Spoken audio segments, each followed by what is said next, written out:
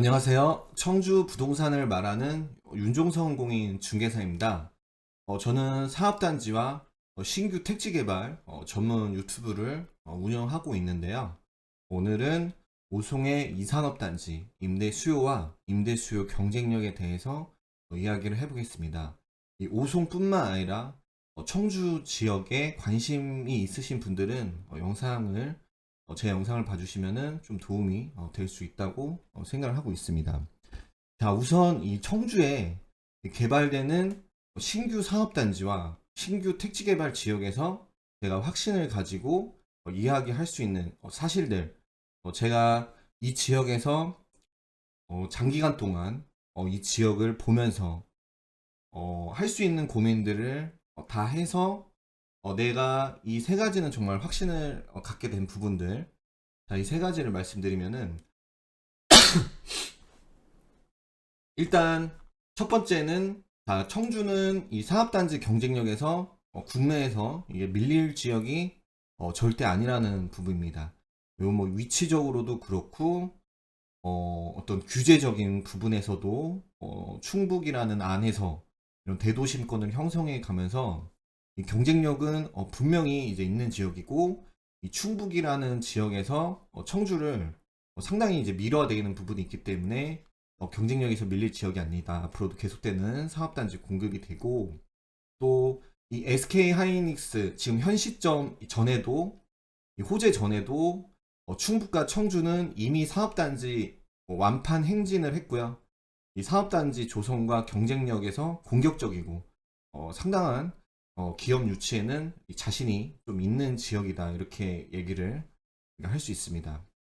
자, 이 두 번째 같은 경우에는 우리가 이제 뭐 인구가 줄면은 토지 가격이 뭐 내려갈 것이다, 뭐 요것도 맞을 수가 있습니다. 정말 뭐 낙후되는 지역, 이럴 지역 있지만 첫 번째 이유가 분명하기 때문에, 또 청주가 앞으로 이 철도 시대를 맞이하면서 더 나은 도심 경쟁력을 가질 거기 때문에, 또 개발 압력이 강하기 때문에 이런 토지의 가격은 이제 여러 가지 이유로, 경제적인 뭐 물가 상승의 요인이라든지 개발 압력이라든지, 이건 뭐 오르는 구조로밖에는 되어 있지 않은데, 근데 이제 문제는 이렇게 이제 오를 거를 알기 때문에 취득 보유 양도에 따라서 세금을 어쨌든 부과하게 되고, 이제 여기에 따라 이제 이익금을 좀 제한하는 형식으로 체계가 되어 있다. 그래서 금리와 이제 기회 비용까지 이제 계산하면은 뭐 토지의 이제 실제 이익을 이제 산출할 수가 있다고 보여집니다. 그러니까 순수하게 내가 토지를 투자를 해서 매입을 해서 매도를 했을 때 이렇게 이제 될 수 있고, 자, 그리고 이 세 번째는, 자, 모든 제품은 이제 사람들이 다 신제품을 원하고, 이렇게 나온 제품은 다 대중화가 돼요. 그래서 언젠가 이런 대중화 속에서 이제 또 다른 발전을 해서 이제 새롭게 이런 신제품을 이제 사람들이 요구를 하는데, 어떤 거든지요. 근데 이제 부동산도 이런 이제 새로운 개발의 그 시대에 맞는 건축물과 도시 개발, 더 편리한 도심을 추구하게 된다. 그래서 뭐 경쟁력이 있는 뭐 기존 도심이 낙후되면은 거기 또 뭐 개발을 한다든지, 아니면 청주 같은 경우에는 뻗어 나갈 수 있는 땅이 많기 때문에 그렇게 뭐 뻗어 나간다든지, 이런 관점에서 이렇게 볼 수가 있습니다. 자, 이 부분들이 제가 상업단지를 좀 관심 있게 좀 고민하면서 이 내용을 좀 알고 사업단지 지역에 있는 뭐 수익형 부동산이라든지 뭐 토지들에 좀 접근을 하면, 또 인근 토지들에 접근을 하면은 좀 좋은 방향을 얻을 수가 있습니다. 자, 이 부분을 먼저 말씀드리고요. 자, 그럼 우리 이 오송이라는 지역의 임대 수요와 이제 임대 수요 경쟁력을 본격적인 이야기를 이제 해야 되는데요. 자, 우리나라 같은 경우에 이 산업 구조 자체가 제조 산업을 기반으로 하고, 그러한 형태로 일자리가 이제 창출된다는 이제 사실을 이제 알아야 됩니다. 자, 오송은 특정 대기업이 없어요. 자, 많은 중소기업과 관련 기관들이 밀집하는 형태로 일자리를 창출하는 지역이라는 부분.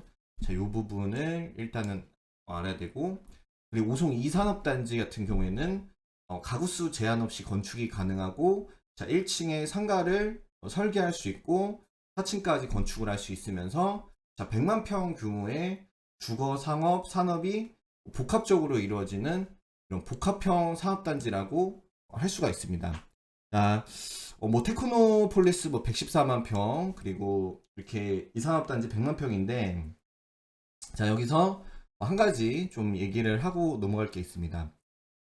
지금 예를 들어서 사업단지 뭐 이런 임대 수요라든지 뭐 사업단지의 어떤 미래 경쟁력 이런 또 이제 미래의 도심의 어떤 인구를 뭐 고민한다든지 이런 거를 이렇게 생각을 해봤을 때 너무 그 특정 이런 복합형 대규모 사업단지에만 관심이 좀 집중이 되고 있어요. 근데 이런 대규모 사업단지는 생각외로 많이 이렇게 공급이 안 됩니다. 그래서 오히려 이 대규모 사업단지에 있는 중소형 사업단지들한테도 좀 관심을 가져줘서 이 중소형 사업단지는 이런 복합형 형태인 뭐 주거, 상업, 산업이 같이 이렇게 공급이 안 되고 오로지 30만 평 뭐 전후로 이 산업단지만 공급이 많이 되거든요. 자, 그러면은 여기에 청주가 산업 경쟁력이 있기 때문에 산업단지 분양이 다 되면은 여기에 따른 수요들이 다 어디로 가느냐? 바로 이런 도심이 완전하게 형성된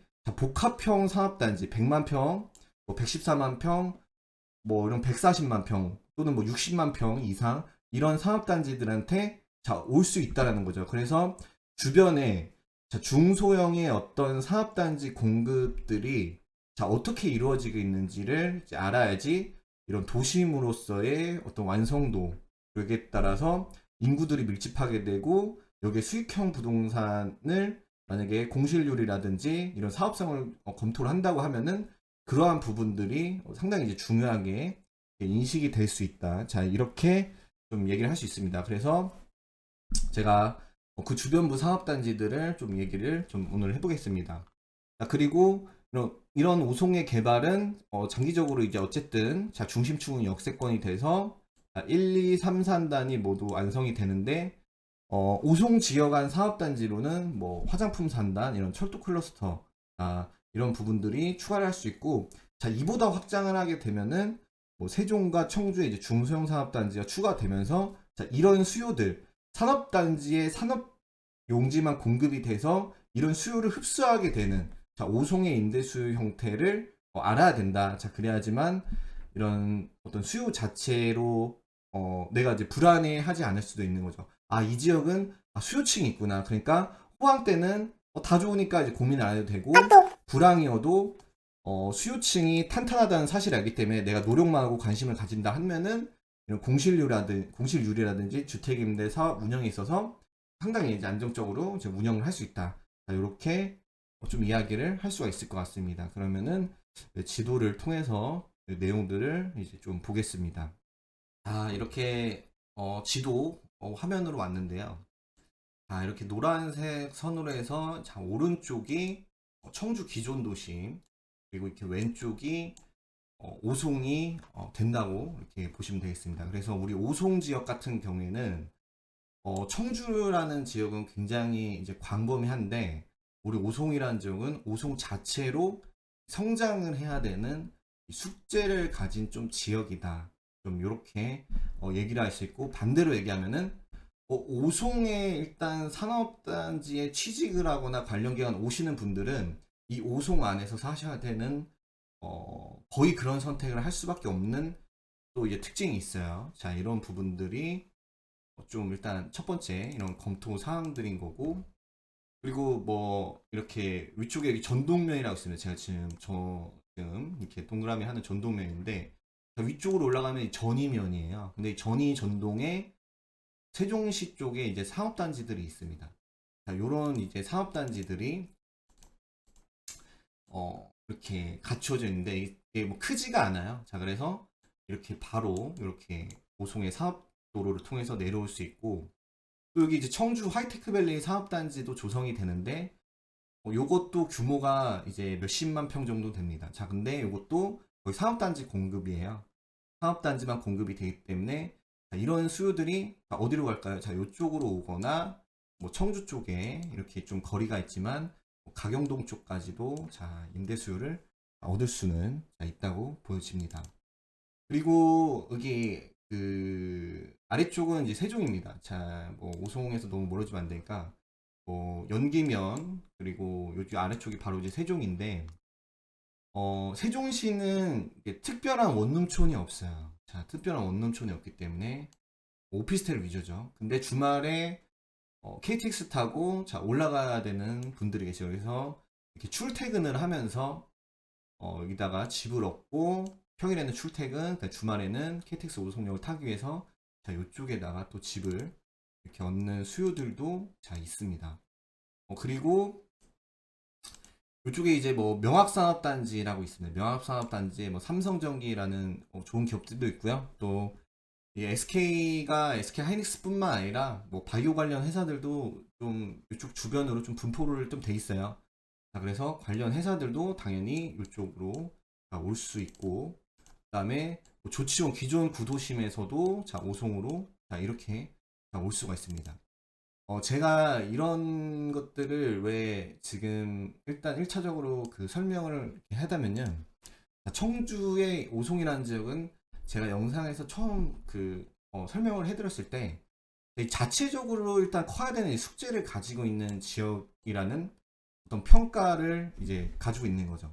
이 KTX 역이라는 중심으로 역세권이 개발이 돼서 국가사업단지 140만 평에 상당히 좋은 기관들이 들어가 있는 일산단에서 정체가 되었는데 인구를 4만 명을 계획한 아파트 1만 세대 이상의 이산업단지를 조성을 이제 하면서 인구를 어느 정도 끌어모으는데 이제 성공을 했다는 거예요, 오송이. 그러면은 이제 3산단에서 이 2산단을 좀 더 이렇게 또 2산단과 함께 산업용지 공급을 좀 더 해줄 수 있는 그런 부분이 됐는데 이게 좀 3산단이 규모가 좀 축소가 됐죠. 근데 28년부터 이제 시작을 하는데 자 3산단까지 시작을 하게 되면은 이제 주변부 조성은 다 끝나는 이제 형태가 되는 거죠. 자 그러면은 지금 이런 동그라미 쳐진 이 오송이라는 지역이 제가 지금 말한 그 논리대로 자 이런 작은 산업단지들의 수요를 다 끌어모을 수 있는 하나의 이제 축은 분명하게 될 수 있는 지역이다. 이제 이렇게 이 지역을 말할 수 있는 거죠. 그러니까 처음에 이 오송이라는 지역이 건축이 될 때 좀 약간 어떻게 이제 여기가 과연 임대 수요가 발생이 될까 이런 자립 형태로 가야 되기 때문에 걱정들이 많았는데 지금 어느 정도는 이게 구심점은 이제 되었다라는 거죠. 그래서 이 오송 자체의 뭐 삼산단이라든지 뭐 철도 클러스터도 좋지만